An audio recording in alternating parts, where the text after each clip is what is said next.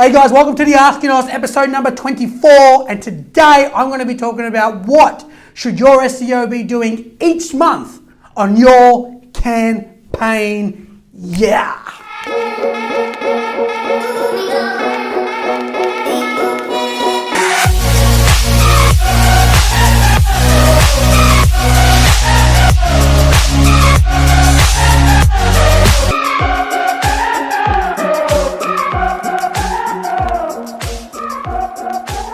Be doing every single month on your campaign. And sure, there are times when things have to be focused in certain areas, depending upon, you could be going through a website transition, you could be going through certain aspects of the change in your business, and that may actually change the importance of things. But just as a general rule, and I'm sure there's other SEOs going to be out there, why didn't you include this? Why didn't you include that? But I could talk all day, but these I believe are very, very important, fundamental SEO strategies and things and responsibilities that every single SEO should be doing. So let me get started. Number one, the bulk of the SEO campaign, and for each one of us as SEOs, is to create spectacular content. The key thing in all campaigns, for online marketing in particular, is content. And so to improve a brand's awareness, to improve the engagement with the industry, the engagement with potential customers, even with existing customers, the ability to have links coming into the website, which is very important. Content is at the foundation of every successful SEO campaign. Content is the foundational aspect to any successful campaign. Without it, it all falls over. So if your SEO isn't helping you generate great content, if they aren't not helping you generate great ideas at the very least, then obviously ultimately it's going to be a little bit detrimental to your campaign going forward. And I think if an SEO isn't producing content, it's going to be quite a drawback to what you're trying to do and to achieve. I've talked about on many previous episodes about long tail keyword research, long form content, what sort of content Google loves and sort of looks for, but without creating spectacular content. And that doesn't necessarily mean you have to always think outside the box. A lot of the times great content ideas could be based on really simple keyword research. If you're a cleaner, it could be you're cleaning houses, giveaway tips. What are 3 tips to clean a granite bench top? What are 2 successful ways to clean tiles on your balcony? I'm just having that problem right now. That's why that one came to mind. Creating spectacular content and quality content is going to be obviously something that's quite subjective to your unique business and your unique business model, the tone that you like to set with your customers. But spectacular content should be at the forefront. Keyword research is at the forefront of spectacular content, and a lot of analysis and research, looking at competitors, looking at what's sort of popular in your industry, what already sort of, beg your pardon, gets sort of linked to a lot, and sort of these sorts of things are very important. But in finding great content, but of course, the ideas are really at that foundation. So definitely, this is probably the number one that I think all SEOs would have to agree with. Number 2, monitoring gained and lost backlinks. The reason why I believe this should be on the list is because a lot of the times you can gain links from websites that are awesome, and they may be linking to pages where they might be broken. They could be linking to pages that you don't really want them linking to. You may send out an email to suggest to politely suggest to send it to another destination, or it could be links that you're gaining through negative SEO and a competitor or just a random hacker spamming your website. So you need to know what links are coming in. So that should be monitored every month. Lost backlinks. where are you losing links to your website? Why would a high authoritative website all of a sudden after a year just drop your link, or 1 month to the next drop your link? Is something to do with your website has changed? And maybe they don't even know. Maybe they just done a website overhaul, and they used to link to you from a page that no longer exists. And if you politely email them and let them know, they may actually reinstate your link back on. So monitoring gain and lost backlinks is very, very critical every single month, because you need to know for various different reasons. If you're losing great links, why? And if you're gaining poor links or spammy links, why? And if you're gaining great links, it's a good idea to know, I gained a great link from this particular piece of content. Well, this content is going to work, and I should create more of this because this is what seems to ring true in the industry. Number 3, regular site audits. I believe that regular site audits are absolutely important, because they give you information that I certainly can't cover in this video. But some of the key components of a site crawl every month is to look for broken pages on your website. Very, very important. I've seen this so many times. Randomly pages just break, web developers add new functionality, or they may remove something and it breaks something else.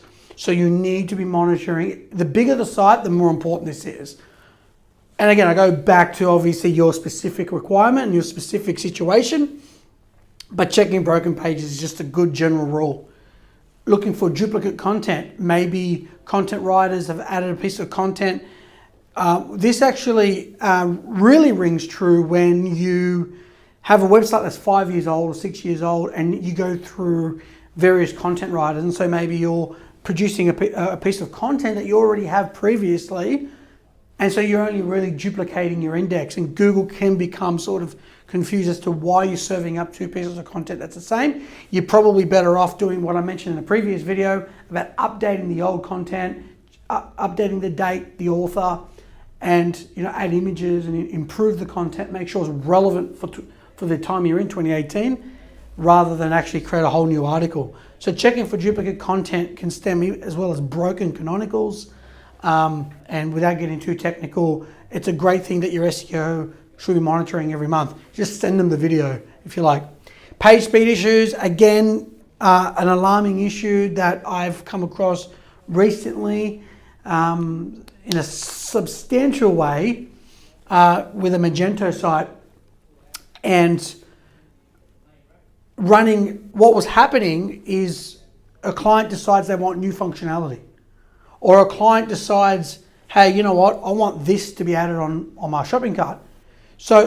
But a certain script may only need to be generated on a certain part of the website. But now it's going through thousands and thousands of pages, and so all these extra scripts are running for no reason. Now, that's just one issue, and technically your SEO should be monitoring it anyway, making sure that the page is only serving what it needs to serve. It doesn't, like if you ask for a Big Mac, French fries and Coke, you expect that's all you really want at the end. You don't expect the apple pie to be dumped in there. Right? Poor analogy, you get the point. So page speed is a huge SEO factor. It's huge for user experience.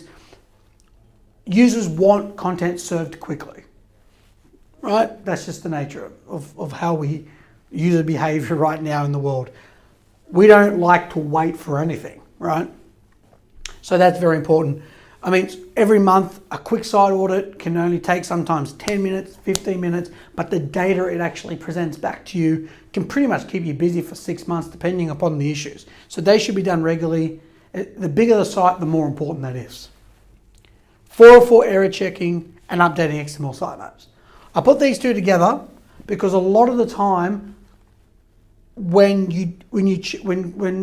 I check for broken external pages, check for broken pages that no longer exist, like clients have gone through site transitions and pages are still popping up as 404 errors. Most of the time, the 404 error isn't just only telling us potentially a broken page, but they could be telling us of a much larger issue. And one particular issue that I sort of found on realestate.com.au was when a lot of houses, a lot of listings get added, get removed, get added, get removed. And so what I found on the real estate website is, what do they do with their old pages, right? So rather than letting the pages, you delete the page, serves a 404 error, you're going to get thousands upon thousands, because how many listings are getting added, and then the house gets sold and then they have to remove the page.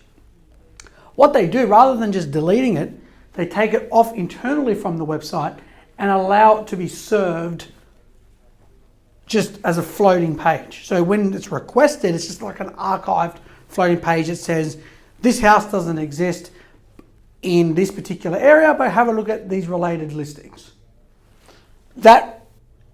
So the 404 errors most of the time isn't really the major cause of the problem. It's usually a symptom. So the 404s are a symptom generally to a much bigger problem. Updating an XML sitemap should be done based on a site crawl. So once you do this, you update the sitemap every single month, and that helps to sort of keep the 404s errors reporting in Webmaster Tools updated as well. So Google knows, hang on, even though this is a 404 page, this is not actually technically found on the website right now. And Google does state that the 404 errors does not directly lower your search engine rankings. However, the big thing for me with 404 errors is that it's just the symptom. And that there's usually, when you've got thousands upon thousands of 404 errors, there's usually a bigger problem that you need to find out and determine as in the SEO, right? So your SEO should be checking this every month. And again, the bigger the site, the more important that is, it's true. Number 5, how could I have this not on the list, right? And for all my super techie link builders out there, SEO friends out there that are very much link building inclined, not so much the technical aspect of SEO, but they're very big on the link building, how could I not have this on the list? And it deserving, it's last, but it's certainly not least. Arguably, and obviously gain to monitoring backlinks, but generally when you gain links, you can gain them naturally through just a good piece of luck that someone's found your content and linked to it. But largely 1 and 5 are really at the bedrock here, right? What is your SEO doing in terms of link building? If you don't know, that's just as critical, because you don't know what they're doing. And sometimes if they're doing, as I mentioned in previous videos, link farming, you know, putting one link and then chucking it up on 10,000 useless domains that are not relevant, they're not related, is problematic, and it goes against Google's guidelines. So you should know what they're doing for link building. They should be doing some form of advanced link building. The white hat approach to link building, look, Google just basically recommends you build great content, people will link to you. And that's not always true. I mean, you may gain some naturally, hey, yay if you do, but it's not generally what happens most of the time. You need to sort of put your content out and email and tweet and use social media. And I mentioned about, you know, promoting your content, getting it shared, getting it found, getting it sort of mentioned in multiple different trending hashtags that are relevant to that content. For example, with a client that's in the jeweler space, when something like The Bachelor happens and they're talking about engagement rings on the finale, you know, you want to chuck in a relevant article, you know, like this ring looks very similar to the article we created. So you want to really find out, you know, when you're sharing your content, when you create it, it's great to create great spectacular content. This is foundational, because you won't have any chance of any outreach or any links obtaining if your content is just rubbish. The odds of getting links just diminishes drastically. And this is probably a video in itself, but when you create great content and you got content that you want so many people to see, you know, you got to use social media to get it out there. You got to do some different tactics and techniques without getting too specific. You know, if you're seeing content that is being linked to, let's say you've got a 2018 updated list on, you know, the top 3 most popular superheroes for 2018. Someone is linking to the popular superheroes of 2016. You've tracked down who's linking to that 2016. You never ask anyone to remove any links. That's just being rude and obnoxious. Don't do that. But just say, look, you're linking to this 2016 list, and it's a great list. Also read the article. So, you know, make sure you include some form of proof that you read the article. Again, this is time consuming. Every SEO knows how time consuming it is. And then just reach out to them and say, look, I've got the 2018 list. What do you think about this list? If you believe that it's worthy enough, I would really appreciate a link. And it may fail. But once this sort of strategies are out there, the more people you approach, you outreach that's relevant. This is a lot of research, a lot of time goes into it, but quality link building will get you in a white hat way, quality links from relevant and authoritative resources, but it does require effort. It does require putting your content and driving it on the back of a walking, like remember the bikes that have the things attached to them, walk by media and all these sorts of stuff. I believe it's offline marketing. I don't know and I don't care, but I remember seeing them around. So you want to do that in the digital world. You want to put your content on the back of a digital scooter, which is your keyboard, right? Whatever, go with it, right? Just go with me, right? And driving it around in front of the relevant sites, the relevant blogs, especially those sites that are already linking to something similar or perhaps outdated, and your content is so spectacular that it's better as well, not just updated, but it's even better, it's longer, it's more detailed, it's quirky, it's funny, it's entertaining, then they will more likely link to you from then on. So hopefully, I mean, I could probably go further and longer, but if you've got any questions below, then please let me know and I'll love to answer them. If anything's unclear, comment. I need comments. I love comments.